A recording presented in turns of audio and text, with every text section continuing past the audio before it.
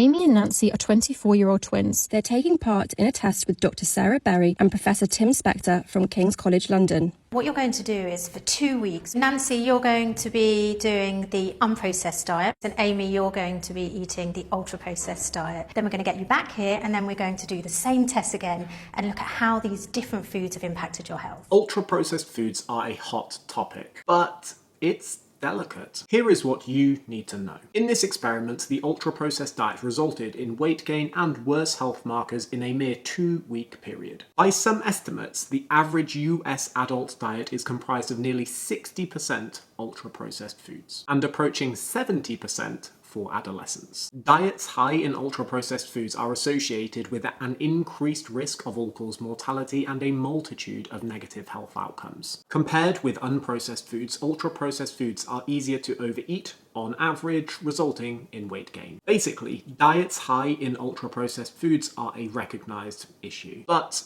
it's not that simple. First, ultra-processed is an umbrella term for a huge, diverse range of foods. And arguably, it's not particularly meaningful on its own. This chocolate and these sweets are ultra-processed, but so is this bread, and this Spam, and these noodles, and this protein bar. Despite the stigma, ultra-processed foods are not a uniform group of substances trying to poison you. It might make more sense to just say, these foods are high in added sugars and fats, because that's actually identifiable on a simple traffic light food labelling system. But that's not the biggest issue. The common advice of telling people to avoid all ultra-processed foods is unrealistic, and it can be really tone deaf, because it often misses the reasons that you eat them in the first place. If a whole population of people have a low diet quality, what are the systemic drivers at play, like cost and accessibility of healthy food? We know that blueberries and nuts are more nutritious snickety snacks than chocolate and sweets, but these two cost me a fucking fortune. And for the same money, I bought these, and these, and these, and these, and these,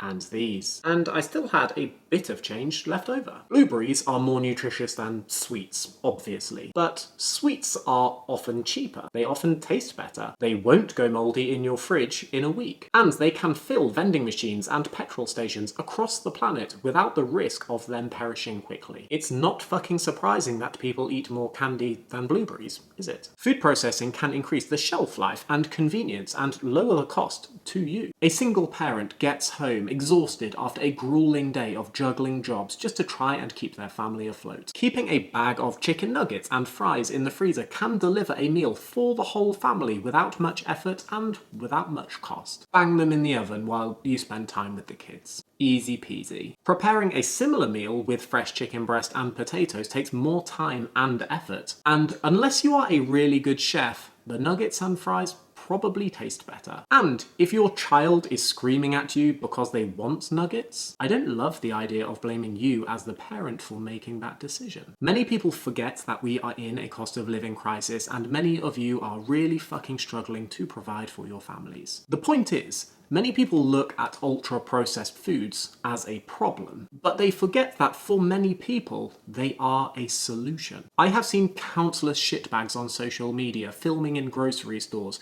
preaching from their ivory tower and pointing the finger of blame at you for eating any ultra-processed foods. But it is super unrealistic to expect you all to eat nothing but unprocessed foods for the rest of your lives, especially if you are in a lower income bracket. The stark reality is, if we really want to improve people's health, we need to tackle the wider social determinants of nutrition that nudge your decisions in the first place, like making nutrient-dense unprocessed foods cheaper and more accessible.